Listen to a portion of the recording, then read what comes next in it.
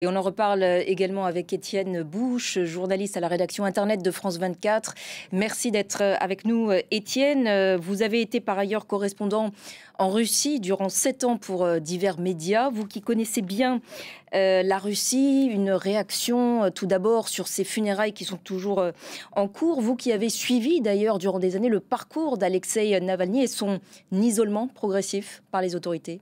Alors, ce sont des images qui sont très troublantes pour des personnes qui ont suivi le parcours d'Alexeï Navalny. Moi, je me souviens, en tant que correspondant, que je suis arrivé en Russie en 2013. Et l'un des premiers articles que j'avais été amené à écrire, c'était un portrait pour la presse écrite, pour Libération, sur Alexeï Navalny.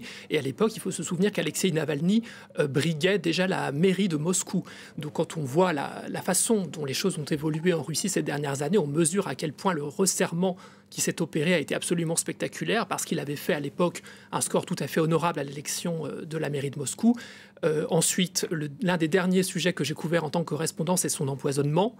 Et vous connaissez la suite, donc vraiment ces images sont frappantes et laissent peu d'espoir pour l'avenir de la Russie. Et que reste-t-il justement de l'opposition russe aujourd'hui et des voix dissidentes ? Alors malheureusement, la dissidence et d'une manière générale la société civile n'a pas beaucoup le choix en Russie. Le choix qui se présente à elle, c'est faire le choix de l'exil ou autrement, c'est s'exposer à des risques de tout simplement aller en prison.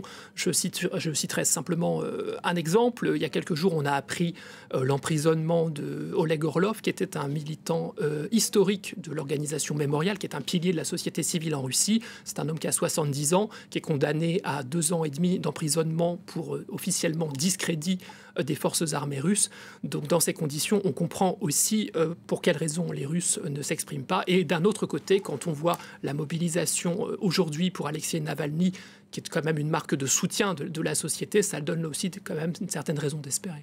Étienne, on va maintenant revenir avec vous sur l'intensification par la Russie de ces campagnes de désinformation ciblant l'opinion internationale dans le contexte que l'on sait de guerre totale en Ukraine. Ces campagnes d'influence visent aussi bien l'Europe que l'Afrique et l'Amérique du Sud. La rédaction Internet de France 24, en collaboration d'ailleurs avec RFI en langue russe, a enquêté sur ces manœuvres destinées à semer la confusion et à diffuser le narratif du Kremlin. Vous êtes l'un des auteurs de cette série qui est donc visible sur le site internet de France 24. Votre travail à vous, précisément, a porté en particulier sur le cas d'un homme, Ilya Gambachidze. Pourquoi s'être intéressé à cet homme précisément ? Alors parce que comme vous l'avez dit, on a observé depuis plusieurs années que les manœuvres russes de désinformation se sont intensifiées. Je pense notamment à l'opération Doppelganger. Je ne sais pas si ça vous dit quelque chose, mais c'était une stratégie qui consistait en fait à tromper la vigilance des lecteurs en clonant des sites internet internationaux et en introduisant effectivement des éléments de propagande pour semer la confusion. Il y a eu des éléments de perturbation aussi sur le champ de l'Amérique du Sud, sur l'Ukraine aussi, mais ça, on y reviendra plus tard. Et il se trouve que quand on s'est intéressé à ce sujet, il se trouve qu'il y a un nom d'une personnalité qui revient systématiquement, qui est cité dans ces opérations. Cet homme, c'est Ilya Gambachidze, vous l'avez dit. Et en fait, il est sorti plus ou moins de l'ombre à l'été 2023, tout simplement parce que l'Union européenne a décidé de l'inscrire sur la liste des ressortissants russes visés par des sanctions internationales. Et l'Union européenne est parvenue à établir un lien entre certaines de ces opérations de désinformation menées et les deux structures qui sont dirigées par cet homme. Et alors, qui est Ilya Gambachidze ? Malheureusement, je ne pourrais pas vous en dire énormément parce qu'effectivement, c'est un personnage très secret. On ne sait pas grand-chose de lui.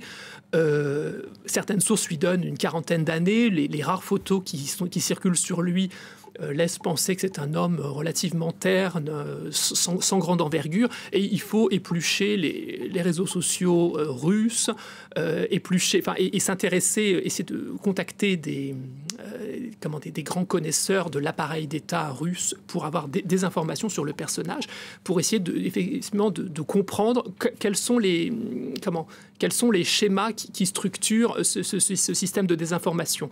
Et on a voulu essayer de comprendre si cet homme, Ilya Gambachidze, est-ce que c'était un personnage charismatique et qui avait beaucoup de poids personnel, comme ça pourrait être par exemple le cas de Evgeny Prigojine, ou est-ce qu'il est simplement un second couteau qui serait un exécutant, mais qui finalement aurait peu d'influence? Alors, ce qui est intéressant dans ce cas-là, c'est que puisque l'Union européenne s'intéresse à lui, on aurait plutôt tendance à penser que c'est une personne qui est effectivement influente et redoutable. Et même les interlocuteurs que nous avons rencontrés ont plutôt tendance à nuancer cette représentation en disant que finalement, rien n'est très simple. Alors, comment a-t-il été propulsé, disons, à ce poste stratégique pour la Russie? Alors, pour répondre à la question, je suis obligé d'introduire un élément de contexte. En Russie, la vie politique est structurée par des hommes qu'on appelle des polytechnologues.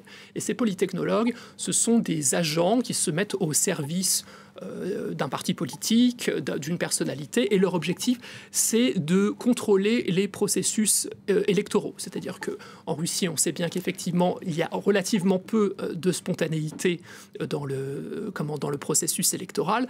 Leur objectif, c'est d'assurer la bonne conduite des scrutins, orienter les scrutins comme il faut, surtout évacuer tout imprévu. Et assurer, ça c'est aussi une autre donnée à prendre en compte, il faut assurer un niveau de participation suffisant pour donner une sorte de légitimité, de crédibilité à l'élection. Et quand on s'est intéressé à Ilya Gambachidze, on a mesuré le fait il apparaissait comme une personnalité un peu sans éclat, qui était donc un polytechnologue dans la politique intérieure russe. Il a eu des expériences, on lui a confié justement des missions dans des régions russes relativement périphériques et sans grandes influences, et ça n'a pas eu beaucoup de succès.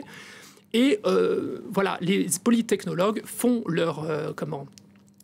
se mettent au service de grandes causes à l'intérieur du pays. Et dans le cas d'Ilya Gambachidze, on s'est rendu compte que, vu qu'il n'avait pas eu beaucoup de résultats à l'intérieur du pays, manifestement, il a tenté de s'ouvrir de nouvelles perspectives en tentant des opérations à l'échelle internationale.